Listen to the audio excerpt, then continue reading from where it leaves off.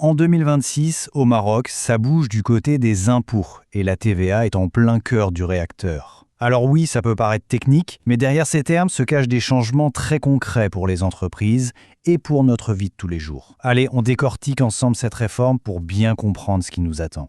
Du coup, la grande question qu'on se pose, c'est concrètement, quel impact cette nouvelle loi va-t-elle avoir? Comment va-t-elle vraiment redessiner l'économie du Maroc et toucher directement les citoyens? C'est tout l'enjeu de l'analyse qui va suivre. Ok, voilà le programme. On va d'abord voir comment la loi compte booster l'économie, puis on s'attardera sur les mesures de simplification fiscale. Ensuite, on verra l'impact direct sur le pouvoir d'achat et la santé, et pour finir, on prendra un peu de hauteur pour avoir une vision globale. C'est parti. Allez, on attaque direct avec la première partie.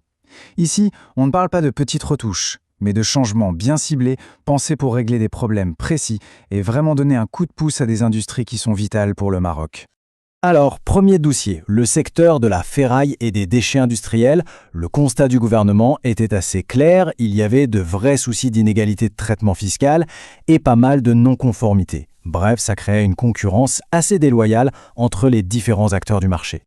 Et pour régler ça, la loi sort un outil bien précis. L'autoliquidation. Qu'est-ce que c'est que ce truc? Eh bien, c'est assez simple en fait. Imaginez, normalement, c'est le vendeur qui facture la TVA et la reverse à l'État.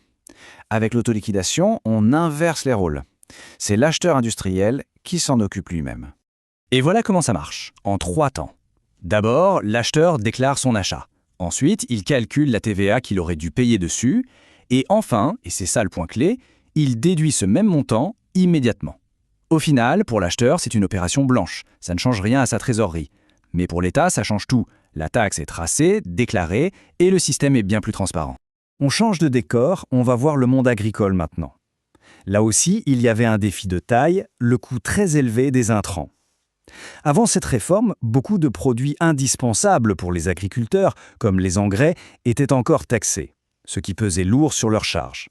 La solution est simple et directe. Une exonération totale de la TVA sur tous les types d'engrais et supports de culture, qu'ils soient achetés localement ou importés.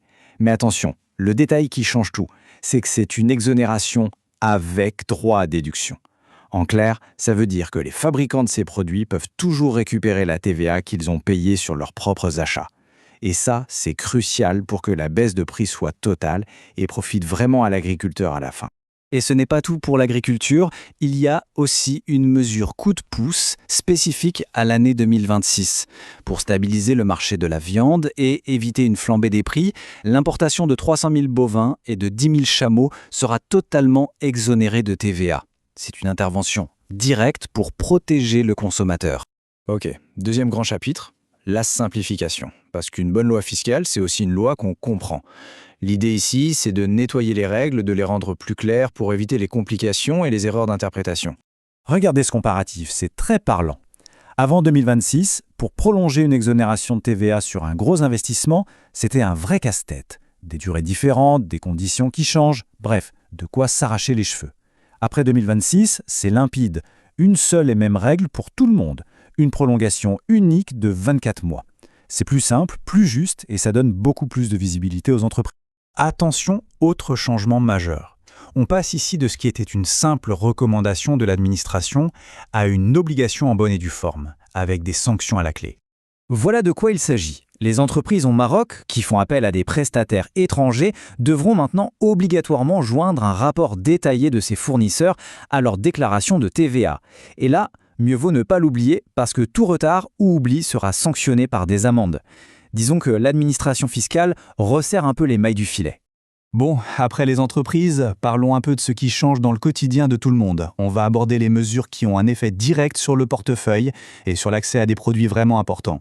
Un chiffre à retenir, 0%.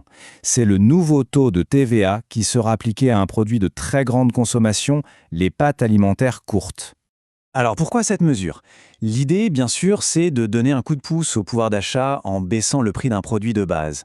Mais il y a une petite subtilité à connaître, c'est une exonération sans droit à déduction. Pour le fabricant, ça veut dire qu'il ne peut pas récupérer la TVA payée sur ses matières premières. Une petite partie de cette taxe risque donc de rester dans le prix final, mais l'impact pour le consommateur devrait quand même être une baisse sensible. On reste sur les produits essentiels et là on touche à un domaine vraiment crucial, la santé. L'objectif est simple, garantir un accès plus facile à des produits médicaux qui sont tout simplement vitaux. La loi met en place une exonération totale de la TVA sur le sang et tous ses dérivés. Et ici, la grosse différence avec les pâtes, c'est que l'exonération inclut bien le droit à déduction. C'est un point capital car ça veut dire que le coût pour les hôpitaux, les cliniques et les laboratoires va baisser au maximum. C'est une mesure très forte pour rendre ces produits indispensables plus accessibles. Ok, on a vu pas mal de détails. Maintenant, si on prend un peu de recul, qu'est-ce que tout ça nous dit? Quelle est la philosophie derrière cette grande réforme de la TVA? En gros, on peut résumer cette réforme en 4 grandes missions. La première, c'est de stimuler les piliers de l'économie marocaine. La deuxième, c'est de simplifier les choses pour les entreprises. La troisième, c'est de soutenir directement les citoyens, que ce soit pour leur pouvoir d'achat ou leur santé. Et enfin, la quatrième mission, c'est de rendre le système plus juste pour tout le monde.